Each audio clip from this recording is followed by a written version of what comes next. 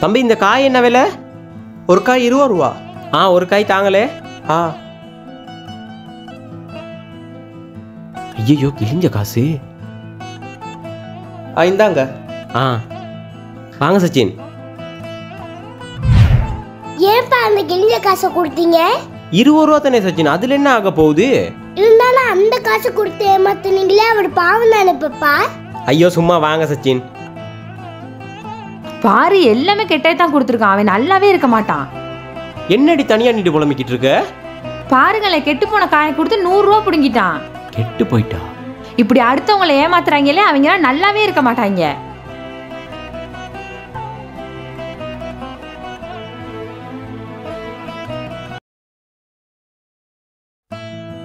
டேய் நேத்து விளையாட போனியாடா? ஆமாடா, நேத்து நிறைய பேர் வந்திருந்தாங்க. நீ ஏன்டா வரல? எங்கடா ஸ்கூல் போயிட்டு வந்து ஹோம்ஒர்க் செய்யறதுக்கே டைம் சரியா இருக்கு. ஆமாடா, அதுனா உண்மைதான். நானும் இன்னைக்கு விளையாட போக மாட்டேன், எனக்கும் நிறைய ஹோம்ஒர்க் கொடுத்துருக்காங்க. சரி சரி, எனக்கும் நிறைய ஹோம்ஒர்க் இருக்கு. வா குயிக்கா வீட்டுக்கு போ. 4 5. டே சச்சின், வாடா விளையாட போவோம். ஏய் நிறைய ஹோம்ஒர்க் இருக்குன்னு சொன்ன, எல்லாத்தையும் செஞ்சிட்டியா? எவ்வளவு தண்டா எழுதுறது? அத்தான் அக்காவை எழுத சொல்லிட்டு வந்துட்டேன். அக்கா கிட்ட கொடுத்துட்டு வந்துட்டியா? ஆமாடா. சரி நீ எல்லாம் செஞ்சிட்டியா?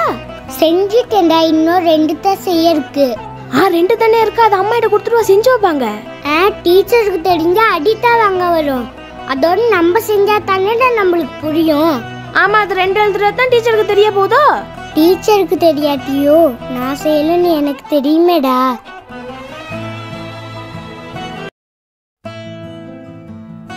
சச்சின், எக்ஸாமுக்கு படிக்கிறதுக்கு வந்ததுலேருந்து இன்னும் விளையாண்டுக்கிட்டு இருக்கீங்க. பப்பாட்ட விட மாட்டேங்கிறாரு மம்மா. அவரு எல்லாத்த விட போங்க, நீங்க போய் படிங்க. ஏ சச்சின். ஆண்டா போடும்மா. உங்களை திருத்தவே முடியாது சச்சின். இனி பாரும்மா, நல்லா படிச்சுட்டு உங்ககிட்ட திட்டு வாங்கவே மாட்டேன். மம்மா நீங்க சொன்னதெல்லாம் படிச்சுட்டு ஹோம்ஒர்க்கே முடிச்சிட்டேன்.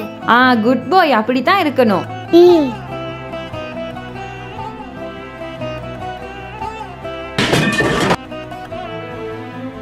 அதானே பார்த்தேன், என்னடா இன்னும் ஒன்றும் பண்ணலையேன்னு. அது எல்லாத்தையும் க்ளீன் பண்ணிட்டு தான் உள்ளுக்கு வரணும். சச்சின், நான் நடந்ததெல்லாம் பார்த்துக்கிட்டு தான் இருந்தேன். நீங்க தானே அதை வேணும்னு தட்டி விட்டீங்க. இல்ல பாப்பா, அம்மா கிட்ட திட்டு வாங்காம ஒரு மாடியே இருந்துச்சு, அதான் நானே வச்சிட்டேன். அம்மா எனக்கு ரொம்ப பசிக்குது, இதுக்கு மேல நடக்க முடியாது. பசிக்குதா? உங்க ஸ்கூல்ல படிச்சாங்களே திவ்யாக்கா, அவங்க கடை தான் அங்கே இருக்கு. வாங்க, என்ன சரி வாங்கி தரேன். அக்கா. வாங்க, நல்லா இருக்கீங்களா? நாங்க நல்லா இருக்கோம். இவருக்கு மாங்காய் ஒன்று வெட்டி கொடுங்களே. இருங்க, வெட்டி தரேன். சரி, திவ்யாவை ரொம்ப நாள் காணல, ஸ்கூலுக்கும் வரதில்லை, ஏன் என்ன சரி பிரச்சனையா? எங்க நாங்களே இந்த கடையில வர வருமானத்தை வச்சு தான் அன்னைக்கு சாப்பிட்டுக்கிட்டு இருக்கோம். அப்புறம் எப்படி நான் இந்த காசை வச்சு அவளுக்கு ஃபீஸ் கட்டுறது? அதான் ஸ்கூல்ல இருந்து நிப்பாட்டிட்டேன். அதுக்குன்னு அவளை வீட்டிலே வச்சிருந்தா சரியா?